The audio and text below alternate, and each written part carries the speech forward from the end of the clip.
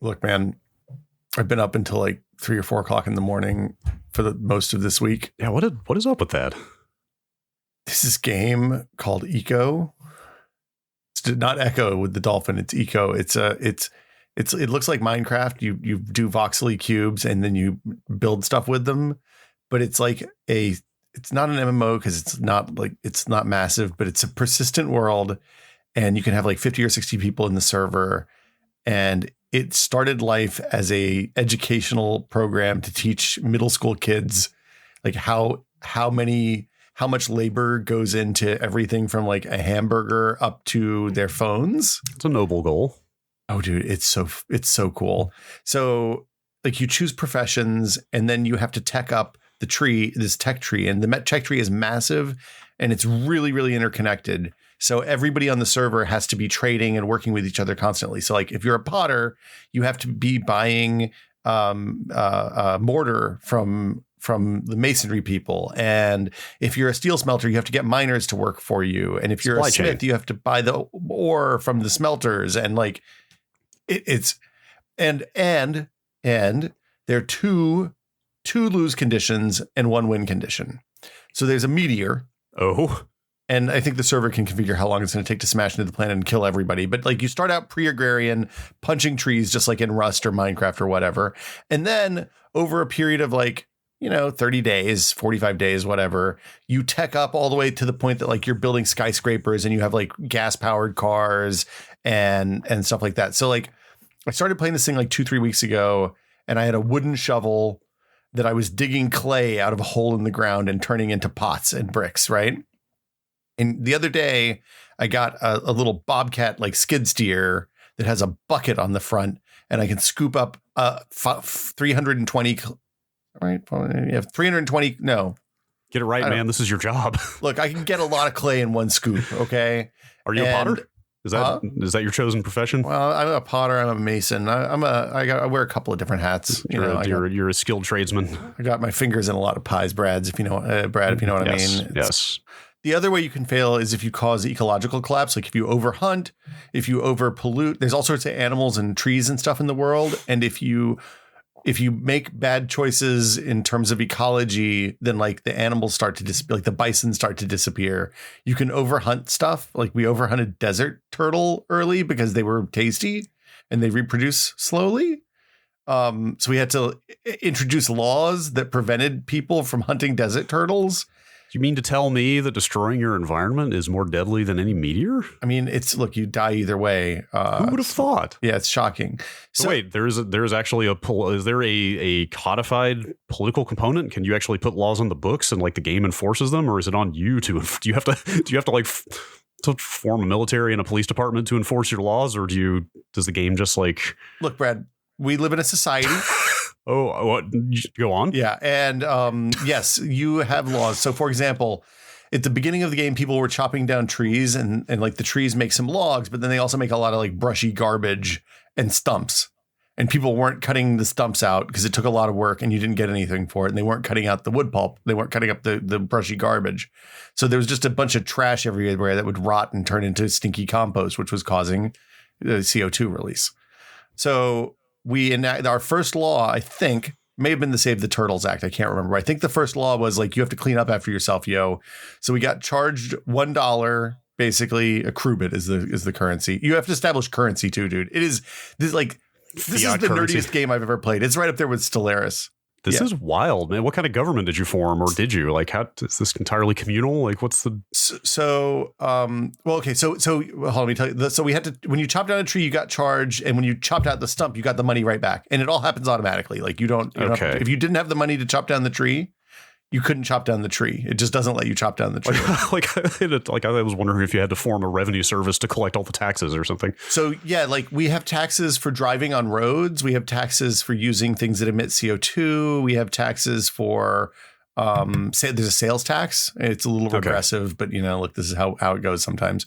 But the game mechanics just debit everybody automatically, like in the background. Yeah, when you have a sale, like you can set up a store. So like there's an item in the world that you can place that then you hook up to inventories, And you say, okay, I want to sell this kind of block at this rate, and I want to sell gold at this rate, and I want to sell wires at this rate.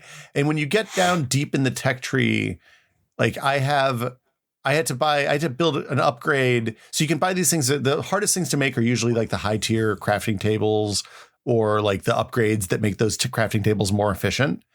And like the upgrade that I needed the other night needed like 5 different professions and probably an hour of labor across all of them. And in this case, labor doesn't necessarily mean somebody sitting there in front of a table for an hour. It means like somebody feeding calories as like you eat food and jam that work into the crafting tables. Then you can go around and do other stuff. So it's like at the base level, it's crafting. You have to establish currency. The currency is based on some item in the world. So we kind of messed that up by doing it in gold flakes, which were rare and hard to get. And that caused us to have a massively deflationary currency. So we had to like then go on a huge gold mining spree. The government we set up was initially like direct democracy where everybody voted on every single thing. Right. As time progressed, we elected a supreme chancellor and a treasurer. Oh no! No, it worked. Look, you never want to elect a supreme. I saw Star Wars. Okay, look, it's fine. She has all sorts of power, but she's very responsible, and I'm pretty sure she's good. She hasn't taken us to war yet. There's no death. It's because it's educational. There's like no death. You can't. It's not like Rust where somebody can come punch you to death and take your shit. But it's been like it really the kind of community that's built up on this server has become really lovely. Like I get neighbors come and visit and they're like, hey, do you need help with anything? Or I brought you some food. Can I borrow a cup of glass? I mean, kind of, yeah. Like somebody came by the other day and was like, hey, what do you have all these bricks for sale? I was like, nobody's buying anything anymore. If you need them, just take them. And you just open you authorize your stockpile. There's like land ownership. So you have to authorize people to use your property and stuff like that. It is an absolute trip. It's so many nested layers of systems, but it's absolutely fascinating to see it all work together and actually work together like pretty well. I was playing with a bunch of PUBG players. So like they were, a lot of them were going at it real like sweaty gamer mode and we're putting 18 hours a day in like digging mine ore in the mines. But like a bunch of people were just kind of casually playing and the game, it worked, right? Like it balanced out so that everybody was able to participate and do stuff. So God, it sounds like maybe the coolest and definitely the most elaborate like social experiment I've ever heard of. And like, it sounds like the only other thing I can think of that is comparable is probably EVE Online in terms of a game that lets like sociopolitical structures form like kind of dynamically or emergently like that. It sounds so cool. It's very similar and it's been really amazing. Like I've played on a lot of Minecraft creative servers with people before where like you log off one day and then 2 days later you come back and there's like sky palaces and all sorts of cool nonsense. But there's something really amazing about the fact that like one player staked a city out like 2 weeks ago, right in the desert. They just were like, okay, here's where the roads are going to be. Here's where the buildings are going to be. Here's the blocks. Here's the main drag. I'm putting my building right here. And then like a week later, we needed water because we got to steam engines. So we all got together and everybody got in and started digging tunnels to run aqueducts underneath the city roads in the public right of ways. And then we needed power. So we put power on the right of ways. And like now we have like this little bustling downtown area with like 40-story skyscrapers and like people got cranes to build really fast. And like it's incredible. Like it is so cool. It's something I'll like if I play it, it'll be like once a year at most because it's kind of time intensive and it's a lot. It's like going to camp almost, right? You log into the server and it's all I played for the last 2 weeks except for PUBG on streams. And it feels like the end of an MMO right now as like we're winding down to defeat the meteor. We're gonna have a big party tonight on Friday night and we're going to shoot down this meteor. Yeah. I'm sure there's no like in-game booze because it's educational, but I'm sure like, people do stupid stuff. People have built like meteor viewing platforms so we can sit where the lasers are going to fire and like, go watch the thing blow up and roast some s'mores. Yeah, exactly. It's really cool. Listen, I'm heartened to hear that all the PUBG players were able to come together and save the world. If I could offer a piece of advice, maybe don't replicate this experiment with your Dota squad. Oh, you think so? You think you have toxic humanity on your Dota squad? Let's just not.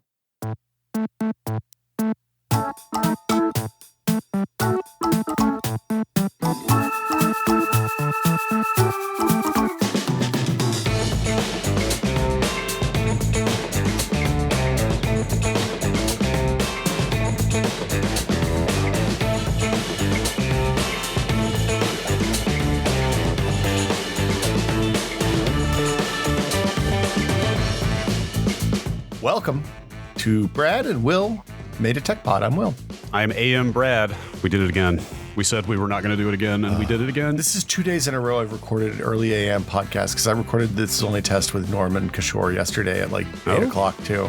I heard they got some dubstep in there now. Is that? Man, they stopped doing they got new music and they don't do the damn dubstep anymore. They don't do the dubstep I'm taking anymore. the dubstep back. We're going to have the dubstep theme over here occasionally. Oh, God. Ugh. It's a good dubstep theme, man. Thankfully, there was no dubstep version of the theme song we chose. There is a drum and bass alternate, which I think is pretty good. I'm going to tell you a secret. By saying that now, somebody is going to make a dubstep version of our theme song. So I mean, hey, if we can solicit more music from the community, I'm all for it in any form. Do a polka version, I'll take it. Oh man, a polka version of the theme song. Look, here's my secret, Shane, because you add the music every week, and I don't listen to the podcast again after I hand it off to you. No, you don't. If you put 5 songs in a playlist, and we're like, which one is our theme song? I don't think I can tell you. You're not serious. You're what? I know. Meanwhile, listen. with like every Friday or Saturday or whenever I end up editing the podcast, I go around with the theme song in my head for a couple hours every week. It haunts your dreams. Yeah, that's it's cheery. I liked it when we picked it out a year ago.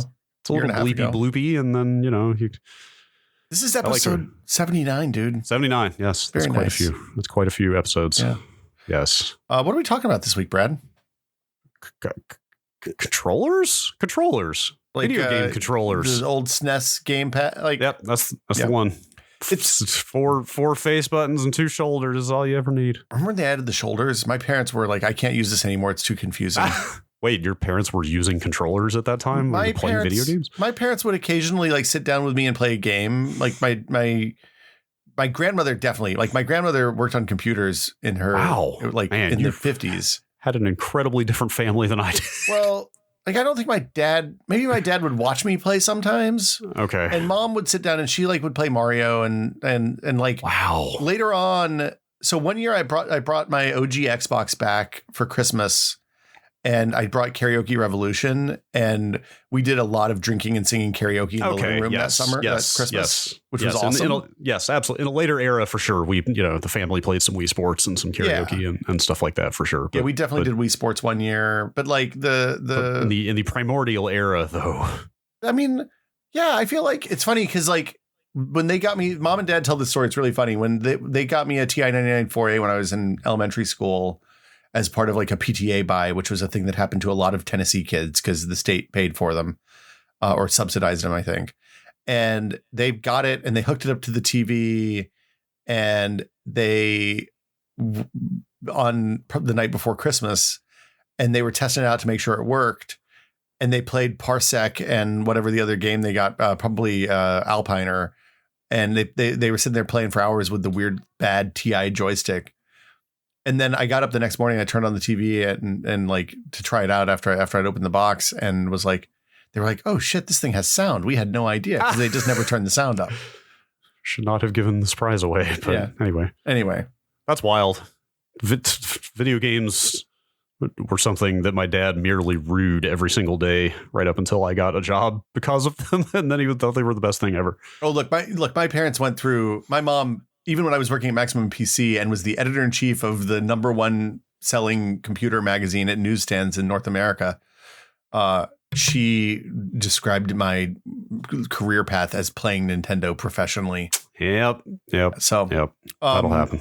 Anyway, we're talking about Joy Con and PS5 and a little bit of Xbox control. Like, I guess the theme of this episode is the shoddy state of modern controllers, seemingly. Although, as we get into it, it seems that maybe these problems have always been around. So perhaps the question of this episode to me, really, as we get into this, is like, why is this such a story now? If this has always been this way, but we'll get into it. Has it always? I mean, so I feel like in like console prehistory, the original like Atari 2600 controllers, the TI controllers, all those like early 80s when controllers were real weird. Like they had like the one, I can't remember which one it was. The one, was it ColecoVision that had that pad with the cards you slid in and the sounds right. And then Intellivision had the big numeric keypad, right? Yeah. No, it was Intellivision that had you could slide the cards in on, I think. Okay. But like those controllers were actively bad. Like the TI joystick, eventually we stopped being able to play games on that thing because all of the joysticks, both of the joysticks stopped working.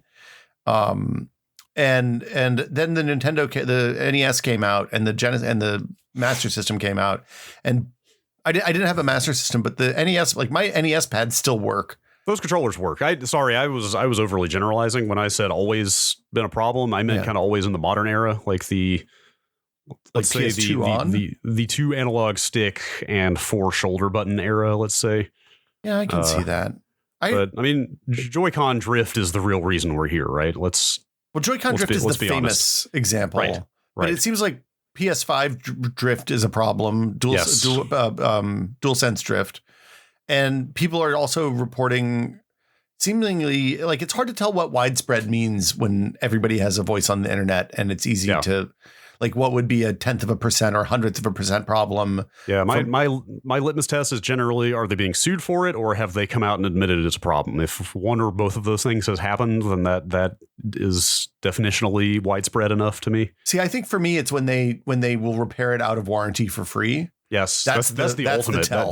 That is, for sure. Absolutely. So Nintendo has definitely crossed all of those bars. Yeah, and we won't know whether Sony's in that boat for another few months until we reach the end of the first year, I guess, on the PlayStation. Yeah. But yeah, so we can talk. I mean, I think we've both suffered Joy-Con drift at this point. Mm-hmm. Yes. And iFixit did a good series on this. A bunch of people have covered it in length. Nintendo did get sued about it, and they are several times. Yeah.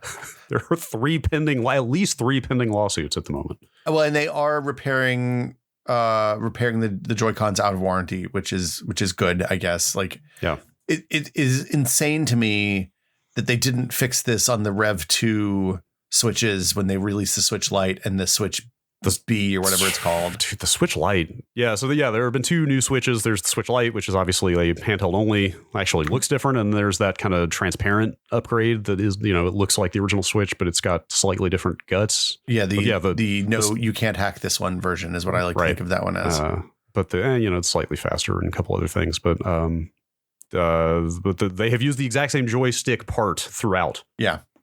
Which apparently is a pretty standard design that's been around for a very long time, is what all the teardowns are seeming to indicate. Well, so this is the thing I didn't understand before this, but yeah, apparently, like, it's not like when Nintendo and Sega launched consoles with analog sticks 20 years ago.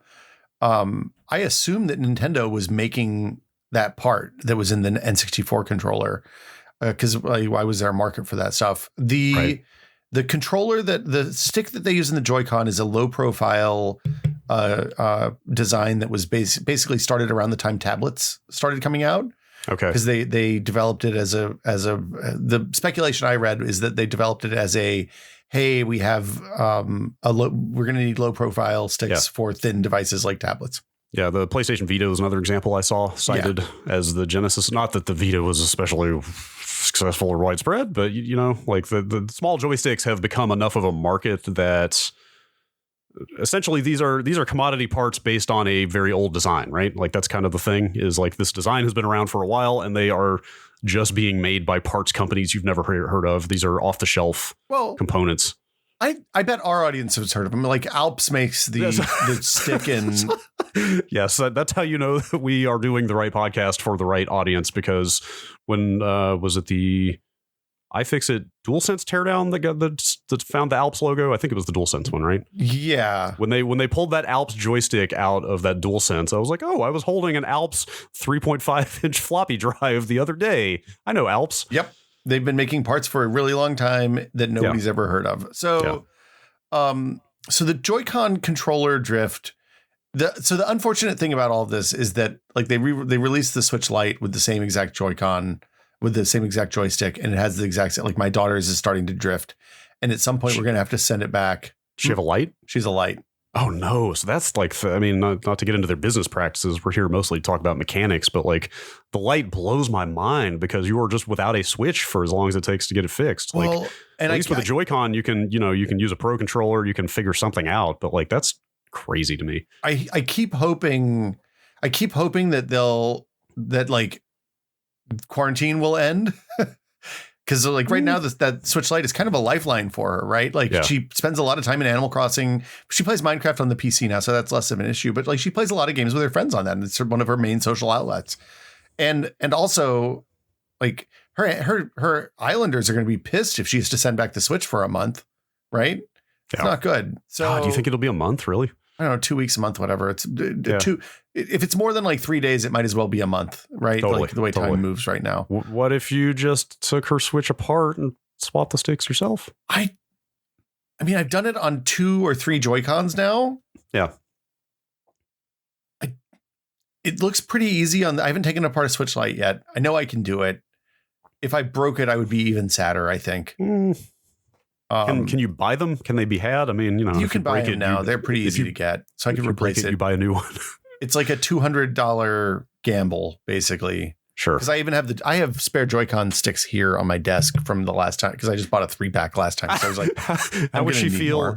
Do those things have a kickstand? I guess they don't, right? No, the Lite doesn't have a kickstand. How do you think she would feel if I assume you can sync Joy-Cons to it, right? You can. She would be pissed. She would be pissed. If you were like, you can't play it handheld anymore. Here's a couple Joy-Cons. Just go to town. She would not. In fact, here's one Joy-Con. Yeah, just do the left one here. She would be pissed off, and rightly so, I think. So sure. So I guess do you want to start with why this happens, maybe? Yeah. I guess it seems like it's similar but not identical between the Joy-Con and the DualSense stick. Yeah.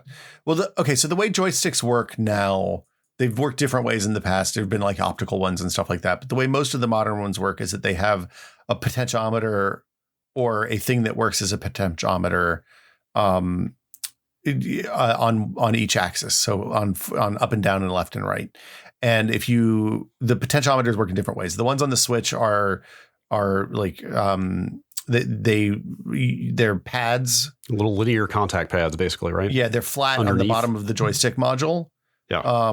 And there's a little plastic slider attached to each of the axes that moves back and forth on the slider, and that motion changes the signal that slider sends to the Switch. And lets it detect where the slider that's attached to each axis is on that movement on its rails, basically. Right. And it's the sliders. I've taken those apart. The sliders in those are like that white plastic. It looks like Delrin or one of those type hard plastics that you find in computer stuff. The reason the Switch has problems. Well, first off, they're not rated for a bazillion moves. They're rated for like a few million moves, I think, which seems low to me given how games work today. Yeah, let me dig that up. I don't know that we have the numbers for the Joy-Cons, but it was the PS5 that iFixit. Yeah, the iFixit's really nice. We'll put that in the show notes. They're really nice DualSense teardown and kind of a repair analysis. Let me pull that up real fast. It was 2 million on the PS5. I think you're right. It was like 2 million actions or however they defined the unit of movement. But that was the Alps part. They actually looked it up in a database and found like the full kind of breakdown of what it's rated for. This is the cool thing about them using off the shelf commodity parts for this stuff is that you can the spec sheets are available. The cool thing is that when they break, you can find out why. Well, but also like you can get replacement parts. It's not like kind of. But can you not get the Alps 6? No. I assume you probably could if you could find a supplier, but I mean, we'll get into this, but the repair is substantial on the DualSense. Oh, look, okay, we can talk about that. That is that repair. They made it look a lot harder than it is. Well, it depends on your comfort with like significant soldering. You need, so having done some desoldering on my mouse in recent memory, that is worth investing $30 in a reflow station so that you don't have to do it manually by hand and it take 3 days. That's what it was for me. I have limited soldering experience, so seeing some of the techniques they were using was a little foreign to me. Yeah, it's that is if you that's one of those ones that like if you don't have the right tools, it's living hell, and if you do, then it's about 15 minutes. Okay, like that hot air thing they were doing was, and what was that solder cloth deal that they were? So the solder cloth was just to insulate the other stuff. The thing that when they did the dip, the solder bath, the solder bath thing was the thing that freaked me out. I was like, I don't think I'm gonna. That looks like a cauldron of boiling mercury. Twinkle Twinkie will have things to say about that, but like you can get on Amazon a reflow station that blows hot air on the solder joints, and we'll let it just run out the bottom and let gravity do the hard part. And then you can lift the pieces out to clean that out.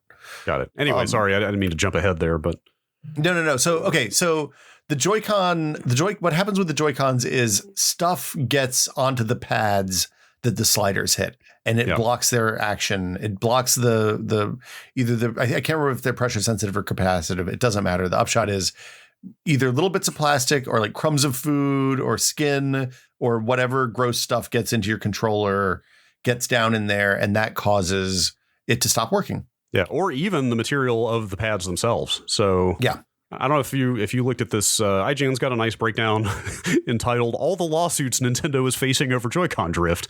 Yep. But one of the nice things in that is that they dug into the court documents, and 2 of these lawsuits have enlisted experts to actually microscopically analyze what's going on here. So they've got some really nice blown up photos here of the contact pads are made of carbon, and the little, what do you call it? The little levers. Sliders are steel, according to this. That wasn't the way mine worked. Mine were white plastic. Interesting. Okay. Yeah. So, the quote here is, as the steel brushes inside the joystick move back and forth, they rub away the soft carbon material that makes up the pad, which changes its electrical resistance and leads to the drifting phenomenon. That's some expert's analysis. I mean, obviously that maybe grain of salt, but that's what one of these suits is alleging. But they've got some pictures, some nice up close pictures of like the debris on those sliders that built up. So anyway, like that's a trip. The upshot you know what? They were metal on mine. I'm sorry. Yes. I've forgotten what it looked like. It's been a while since I took it out.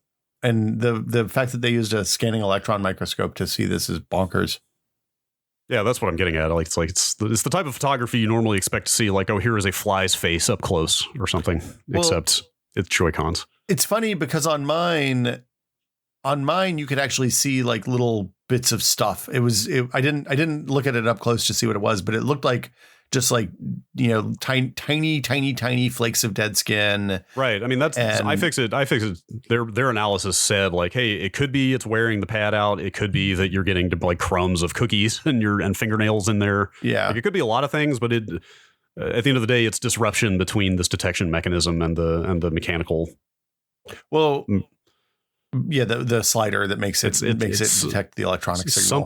Something is making this detection not work right, whether it's debris or wear or something. But the upshot of all this is that it seems like it's inherent to the design of that stick specifically. Yeah, I mean, and it seems like those sticks are designed for less use than you're going to see in a gaming console that's only designed for playing games. Right, which means maybe it was a bad choice for the hardware. You can fix it really easily. The nice thing about the Joy-Con drift fix is replacing those Joy-Cons is literally pulling one like 8-pin wire out. Well, yes, there's quite a bit of work to get to that point, though. I did it a couple weeks ago, and I was reminded. And I've taken Joy-Cons apart to swap the shells and all kinds of stuff, and I was reminded like there's a lot of very small ribbon cables in here that you need tweezers to very carefully pull and reinsert and stuff. That is absolutely true. It's not trivial, but it's not impossible. You need it's a special security bit that Nintendo uses, the Tri-Wing, I think, to open those up too. Yes, you do. But like you can get those sticks on Amazon for next to nothing. Like I bought I think I bought a 4-pack of Joy-Con sticks for $16, something like that. iFixit sells the right stick, from the OEM with a security bit to open it and a thing that'll help you get the cable on and off, like a spudger and a pair of tweezers, I think, for like $15. So yeah, those are quite a bit more, but maybe that is the official part. Mine were off the shelf. Like I did the whole Amazon dance of like there's 18 different brands selling Joy-Con sticks on Amazon, and I was like, okay, which one's got the most user reviews? Which ones are the most positive? Which one is the Amazon recommends? I don't know which one of these to get because every single one of them, like 10% of the user reviews were like these sticks were DOA. Like it did not work when I got it. I just assumed when people say that on that kind of part that those people are bad at putting shit back together. Probably a safe assumption. So, and also, of course, the conclusion to every Amazon story, the one that I bought was not the one that I got. Great. I think the brand on my purchase said Starko, Okay. And the one I got was like Hecoe, Hecoe was the brand on the sticks they're that came. a Starko company, clearly. Oh, of course, an affiliate, a subsidiary of Starko Industries.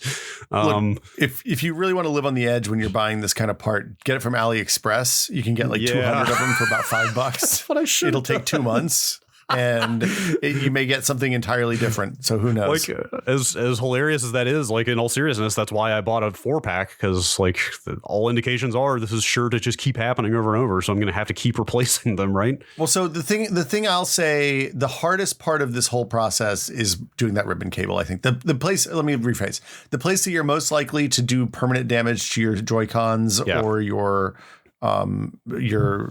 Switch in general, if you're doing a Switch Lite, is messing up the little tiny super thin plastic connector that holds that ribbon cable in. Yes, they are very small and they're fairly brittle, and if you put it in the wrong angle and then crunch it when you stick the case back on, you could actually break that cable. Well, but it's also easy to break the connector on the switchboard, on the Joy-Con board end of this. Yeah. One of the reasons this happens is, like, if you look at the relative difference in complexity between, say, a SNES pad or even something like a second generation or third generation pad versus like when we started adding analog sticks, is that in order to get the ergonomics right on the analog sticks, the boards have become much more complicated, and sometimes they're even multiplanar. So, for example, the Joy-Con boards are, I think there's like 3 daughter boards on there that aren't necessarily all at the same angle. Stuff. Well, the Joy-Con's all one planar board, but like the DualSense controller has multiple boards that are all at different cattywampus angles and stuff like that. Cattywampus, and well, it adds complexity to the design. is that a trigonometric term? People not say cattywampus? Something my mom always said. Maybe it's English. So yeah. That's the Joy-Cons. Did you replace your Joy-Con sticks for the same reason I did, which is that you just didn't want to wait? No, that's insane. I replaced mine because they stopped working. No. I'm saying you didn't want to wait for Nintendo to replace them, because they will do it for you. Oh, when mine were drifting, they weren't doing that yet. Oh, really? Yeah. So because they've been doing that for a while. I did it. Mine started drifting when I was playing Breath of the Wild, like 2 weeks after the game came out. What? Yeah.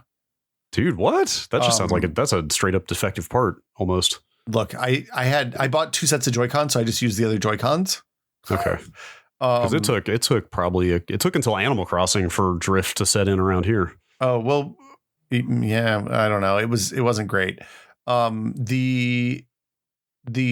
I did mine before that, and I wanted to change the plastic on the housings too. Yeah. So like once I was taking it apart to destroy the warranty based on fixing the Joy-Con, I was like, I'm going to put the plastic housings on, and did that. Yeah, so. I mean, that was a secondary concern for me. I actually wondered, what do you think they would have done? Because I also did the shell swap. I bet they would tell you to pound sand. No. I would have put it back in the original housing. I saved all the retail parts. Like, I recycled all that stuff. I wonder if they would have been, if I had put it back in the housing before I sent it back in, I wonder if they would have noticed. If these start to drift, I might send it back in the clear housing and see what they say. In that case, I bet they would be like, fuck off. Yeah, we'll see. But the policy is out of warranty. They will repair any Joy-Cons because, again, they are being sued by numerous people. Yeah, it's the right response. Yeah, totally. Like I that's kind of the real theme of this episode to me, is like, where is all this going? Because like everybody's just using this dated design off the shelf, and it's bad.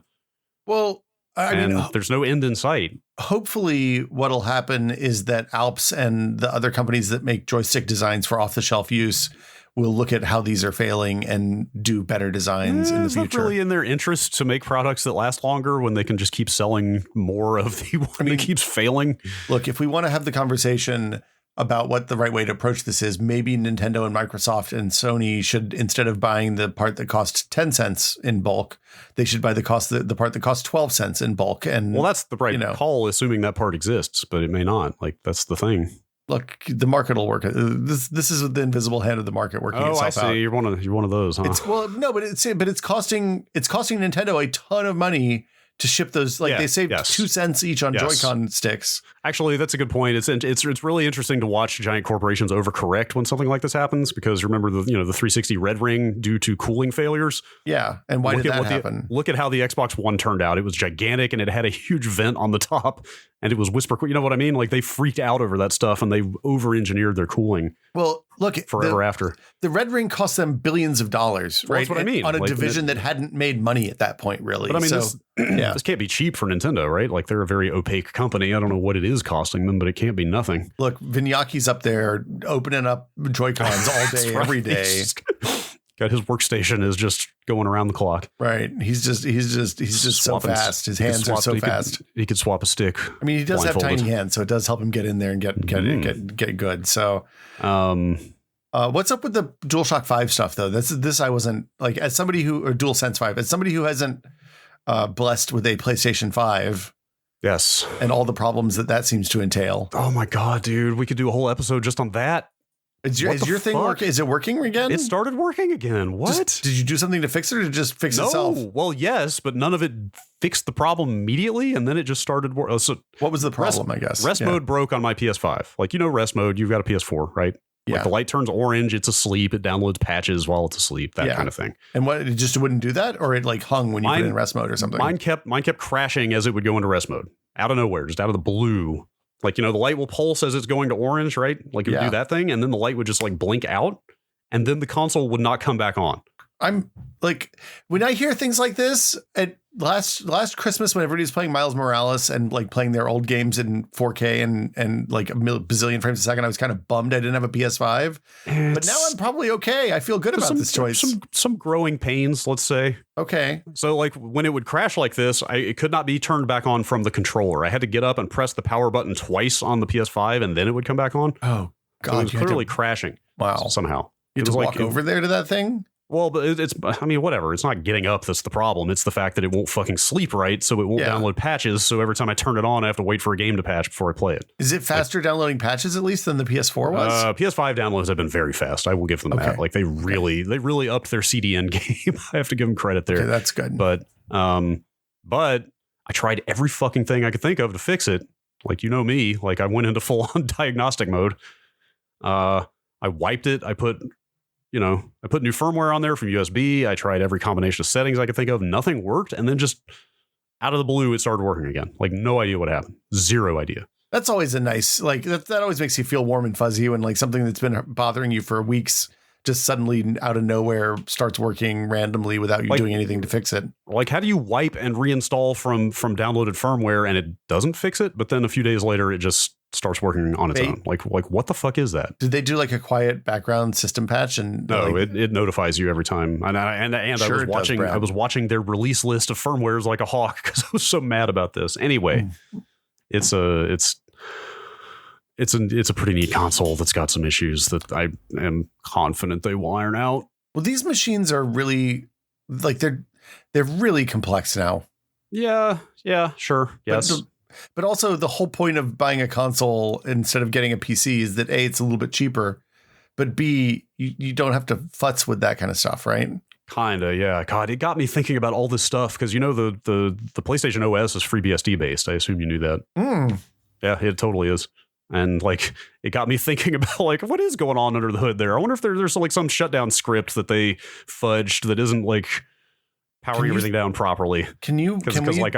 I've messed around with FreeBSD's init system enough to like have a decent sense of how stuff like that works, and I wanted to know what was going on under the hood. Do they have like a free software thing where they post all their kernel patches and stuff like that? No, they don't have to. That's why so many. The Switch is also FreeBSD based. I don't know if you knew that. It's purely a licensing thing too. Is it because of MIT license or something like that? They're under the CDDL, the Common Distribution something. It was written by Sun. Dude, we shouldn't get into it. I've spent the last week reading through a giant thread of people arguing about the GPL versus the CDDL and how they're incompatible and like which one is evil. Is this scene drama? It's super scene drama, dude. Next week's emails, but we should probably do a scene drama episode soon. Hashtag scene drama. Anyway, whatever. I won't get into it. But so what's up with the DualSense? The license. Let me just finish real fast, just to tie a bow on this very interesting subject. The license on FreeBSD and a bunch of the stuff around it is that you can take the code, you can modify it, and then use it in commercial products and not make your changes public. Oh, that's why everybody likes to use it for things like the PlayStation. Huh. Weird. Because they can take this very robust operating system that's very stable and do what they want to it and not tell anybody what they did to it and sell it and make billions of dollars. Like not contributing back to the open source community. Exactly. Wow. Yeah, that I can see why the open source people would be pissed off about that. Yeah. Yeah. Seems apropos. Some of the Linux people take some umbrage to that model. But on the other hand, nobody's using Linux because their licensing is overly forces them to release all of their software. And also the other thing is people are concerned about the viral nature of some of the GPL stuff, right? Yes, that's why MIT exists. That is the super paranoid response to the GPL is that it infects anything it touches. That's the paranoid view of it. Anyway, DualSense controller issues. Drifting. I mean, the drift here, it seems to be the same basic situation. It's just that the contact mechanism is. What? I got your drift. Did I say that? No, you said the drift here. That's okay. I just didn't even realize I did that. Yeah. Completely unintentional. Maybe just got an episode title though. Sorry, what was I saying? I think you're telling me about your drift. Yes. The stick design it uses a contact pad like the Joy Cons. It's just that in this case, the contact pad is circular. It's a ring around the stick.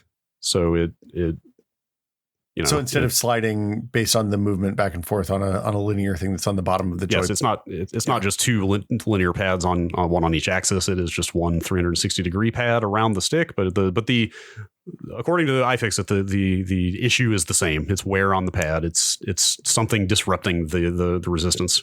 So we need to go back to optical joystick designs. That was the way the old ones worked. Was they'd have a light source and there's a ring with lights in it, with holes in it.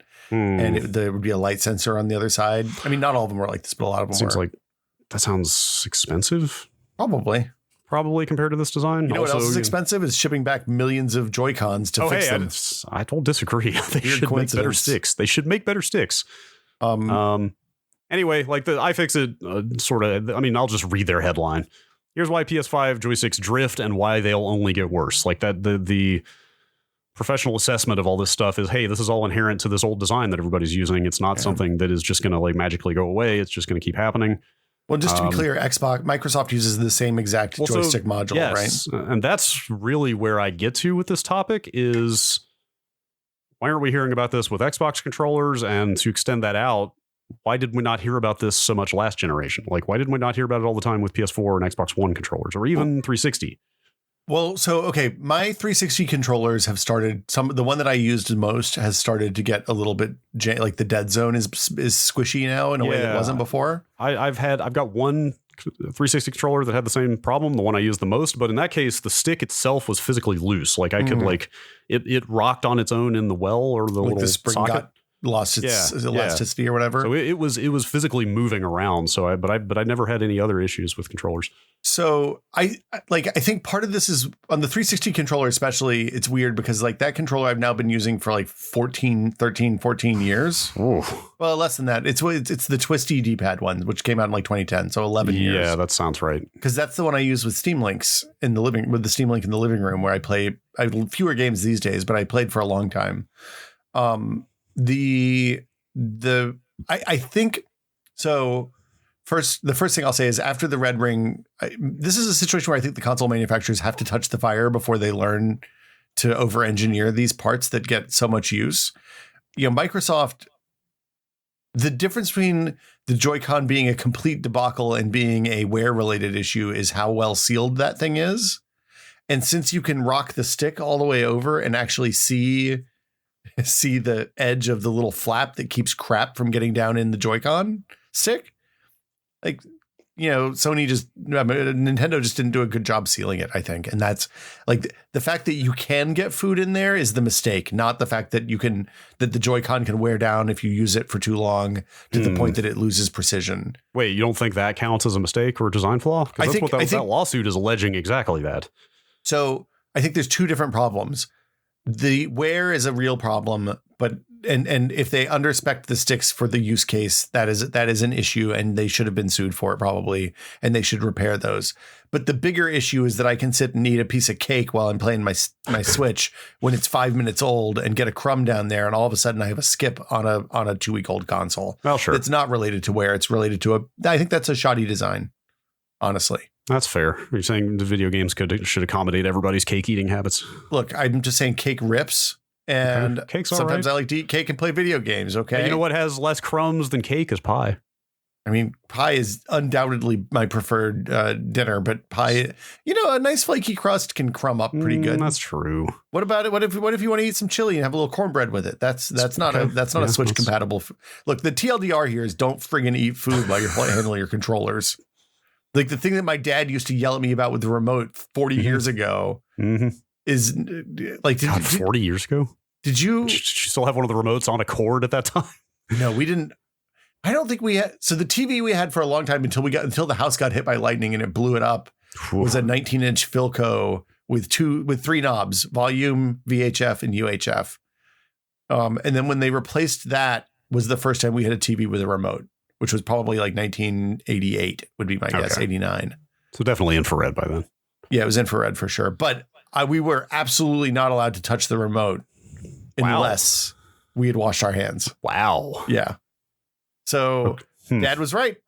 Okay. Sorry, Dad. That's some real like Clark Griswold, like stereotypical middle-aged dad shit. Well, look, they didn't have universal remotes back then. You couldn't like replace that thing if you jacked it up. Yeah, that's fair. So yeah, and then also with the increasing complexity of these devices, like the mechanism that goes into the DualSense 5's trigger assembly that gives it the variable resistance and like the ability to lock and all that stuff. Like that is a crazy complicated mechanical design that is like, I'm just waiting. Like the clock is ticking. Like if you look at how companies that do this work long term, like Logitech has this facility that Norm and Joey went to in Switzerland when I was off on paternity leave when my daughter was born, where they are set up to test millions and millions and millions and millions and millions of hits on like mouse switches and key switches and all of this stuff to see how a keyboard ages over the 20 million impacts that it's going to have over the course of its life or whatever it is. And I feel like the game console people used to do that and now they don't as much anymore, or they're just deciding that it's cheaper to build for the person who buys Call of Duty every year, plays the single player campaign, and then the console sits unused for the other 9 months of the year. That is, that's a poor business practice, I'm going to say. I think so too. I think it's bad. I'm going to say that's not acceptable. But like, honestly, even Logitech was putting switches that fail in their high-end mice. Like I had my G Pro. Right. Actually, you're right. We talked about that conked out a few months ago. After like a year. Right. And so, my previous Logitech I used for 10 years before one of the buttons started failing. Like, are people just manufacturing standards just plummeting? I mean, I feel like maybe part of it is that it's hard to know the expectation that things last long, and the increased use that stuff gets now is maybe making it age faster than it would have. Like if you think about the number of clicks I do on the day-to-day, yeah, I'm probably 10x what I was a decade ago. I had that thought even just in the last year. I wonder if the pandemic has anything to do with this. The people are stuck inside, so they're using these devices much more rapidly, for hours and hours a day instead of maybe 30 minutes a day or something. I will assure you that my daughter would not have had as much Switch time in the last year, like as she has in the in that regard. Absolutely, like it is. The Switch is a daily thing. It is a large part of her social existence with her friends. And as a result, like our parenting approach for video games and screen time is that as long as she gets her school stuff done, like when she gets her school stuff done, if she goes outside and plays a little bit, then she can do whatever she wants on screens. And we absolutely didn't allow that before. So sometimes she'll spend 4 hours on Animal Crossing in the late afternoon and evening if she got her schoolwork done early. And like, I'm fine with that. Anyway, it's a weird thing. There's also this Xbox thing, which we haven't talked about. Yeah, there's not nearly as much information around that. It seems like it's only the series controllers, not the Xbox One controllers. Yeah, they have a face button responsiveness problem. I'm literally the X, Y, A, B buttons. Apparently, some of those buttons don't work consistently for everybody. I thought they were the same. I thought they were the same design. Like probably the same basic fundamental design, but they are definitely a different model. Like they're not literally just selling the Xbox One controllers again, if that's what you mean. Like they definitely. Yeah, I just assumed they silkscreened the series logo on it and called it a day. No. It is a noticeably different controller. Like it's not profoundly different, but they did change stuff. Weird. Like, there's a share button on it now. Like the housing is a different shape. The triggers maybe feel a little different. Like there's some stuff. Okay. There. But there's no teardowns out there. We don't really know what's going on with that, but it's enough that Microsoft has given statements to press outlets saying like, yes, we are aware of this. We're, we stand behind blah, blah, blah. And it's still under warranty. So if it breaks, you'll fix it. There are a couple of people on our Discord have run into this pretty significantly, and they got new controllers. Like it seems like they're at least replacing stuff. But what is the symptom? Just that one or more of the face buttons stops working reliably? It sounds like not stops entirely, but just doesn't register every press. So wow.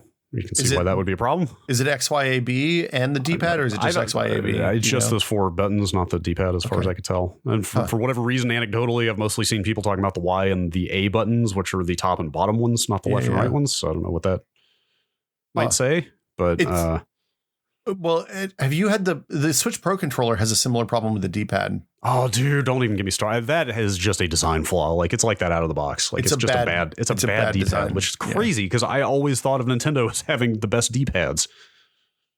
And here we are. I love Tetris 99 and I won't play it on a Pro controller because like I get so many like missed drops and stuff, like if it registers a bad up, it drops your piece and then you're screwed. Like I only play Tetris 99 handheld because of that. Like it sucks.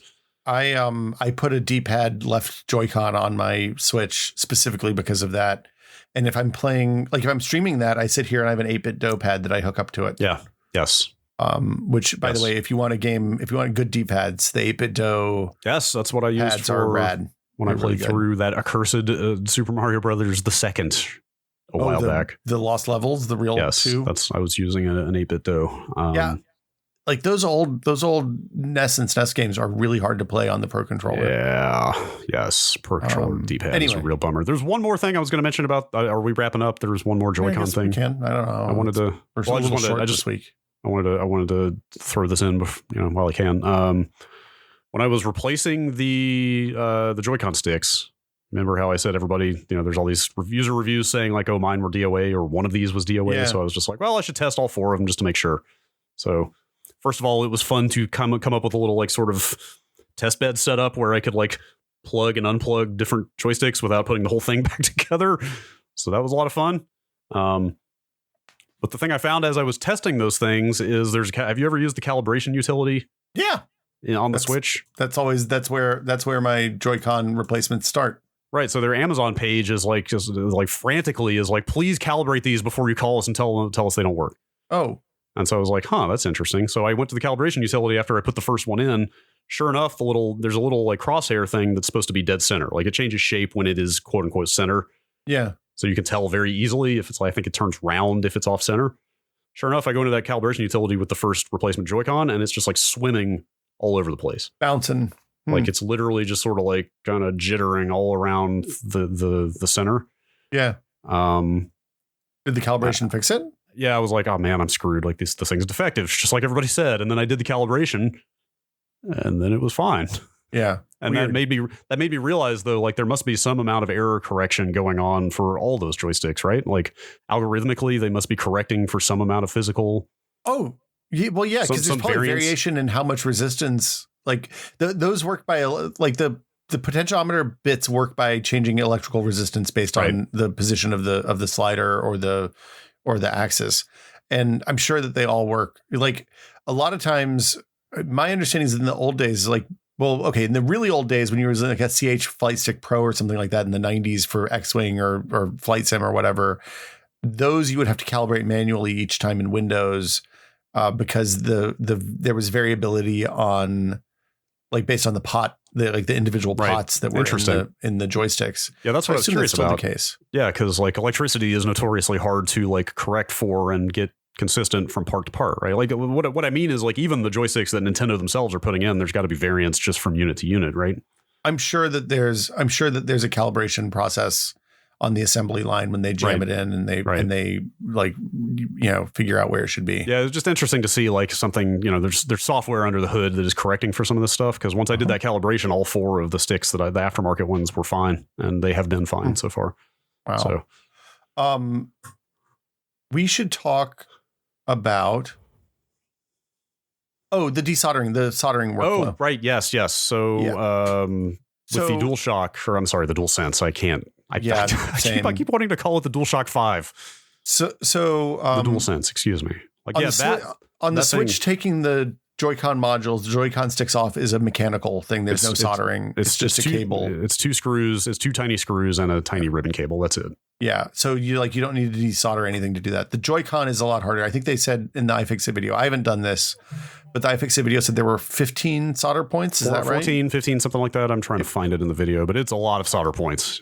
In my experience, when you're desoldering anything more than 2 soldering points, you want to have the proper tool to do that, because trying to do it with a soldering iron and like wick and flux and all that stuff is just a solder sucker is living hell.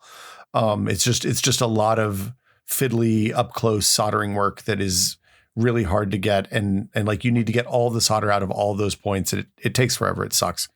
But a reflow station, if you're going to be doing that with any kind of frequency at all, you can get a cheap one for like $25 or $30 on Amazon.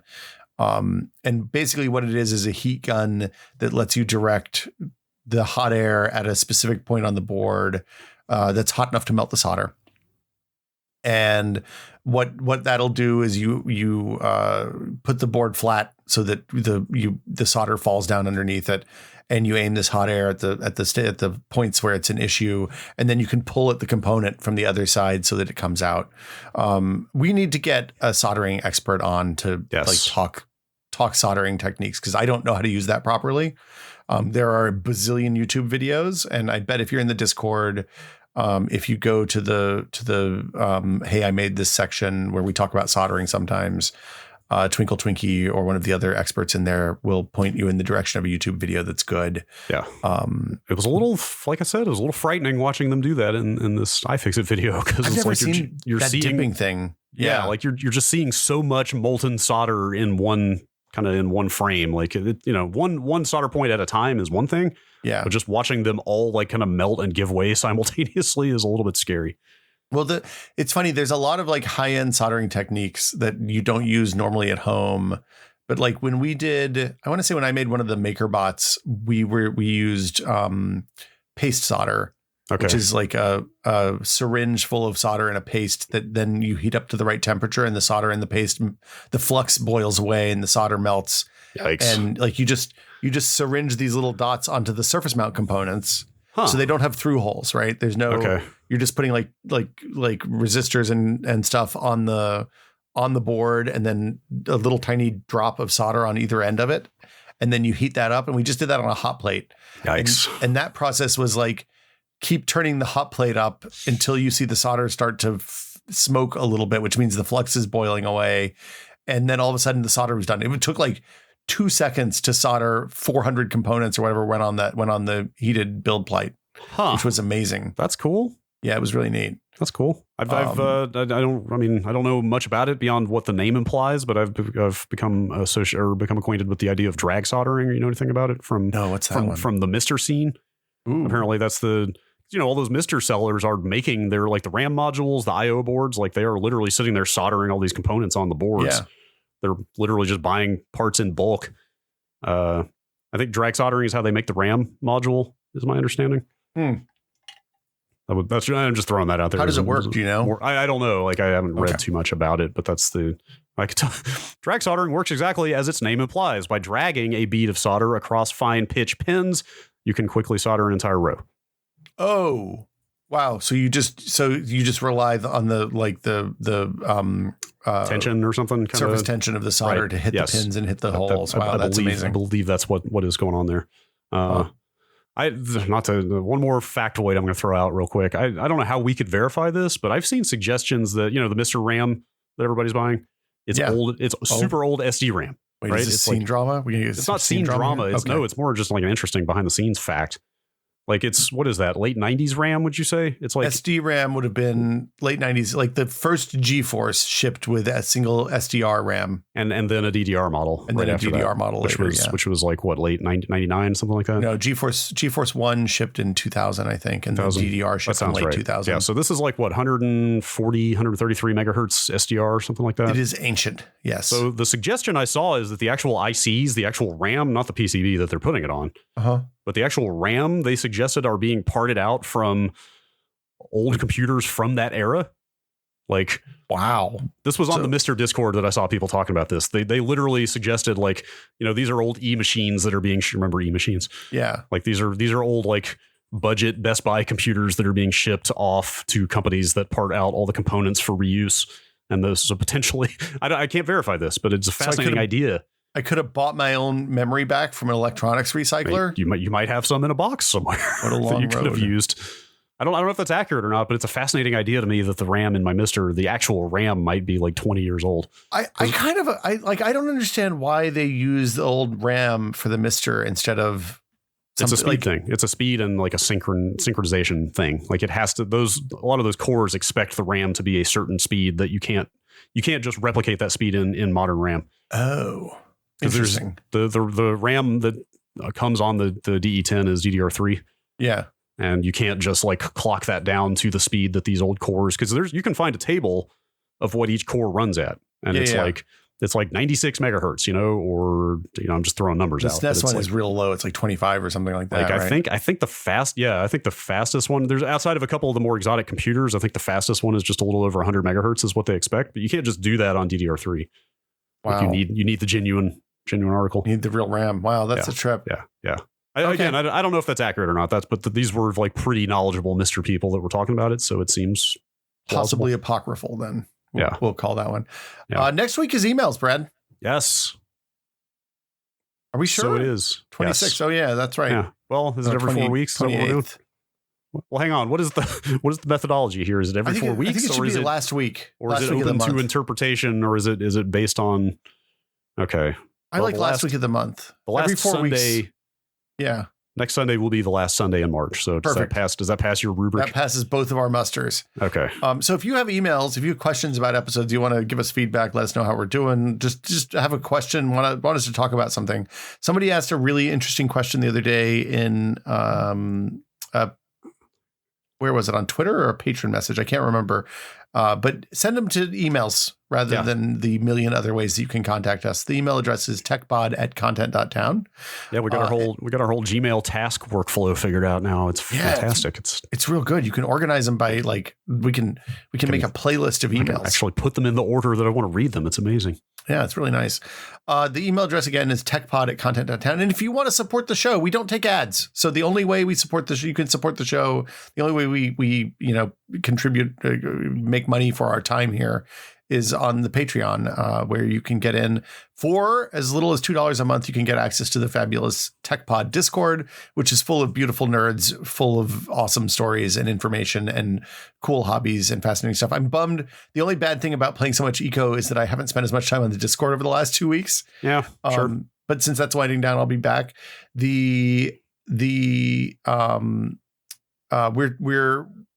in the not too distant future, we're going to revamp the Patreon tiers. So that $2 entry point for the Discord is probably going to be going away. The people who are already on that will be grandfathered in and can keep paying $2 indefinitely. So if you want to get in now while the price is low. And as always, thanks to our executive producer, tier patrons, the Bunny Fiend, Jacob Chappell, David Allen, and James Kamek. Thank you all so much for your support. We really appreciate it. Thank you to you guys and everybody. Everybody who listens, everybody who tells their friends, the way people. So one of the other things I want to do this year with the Tech Pod is bring some guests in from other podcasts who have interesting things to share. Like somebody suggested the lockpicking lawyer from YouTube, who I think would be a fascinating Tech Pod guest to talk about picking locks. Sure. But if you have guests that you think would be good for us to have on, or places that you think we would make good guests, hit us up. Let us know either on Twitter at Will Smith and at Brad Shoemaker, or in the emails or on the Patreon, on the Discord. Yeah, those guest episodes we've done tend to be, the most edifying. Yeah, it's always and fun. Also the most flattering to me that we can convince people of this caliber to come and talk to us for an hour. It's very flattering to me. Well, I want to do a crypto series where we talk about both like Bitcoin and Ethereum and the kind of different cryptocurrencies and all the proof of stake versus proof of work and all that stuff.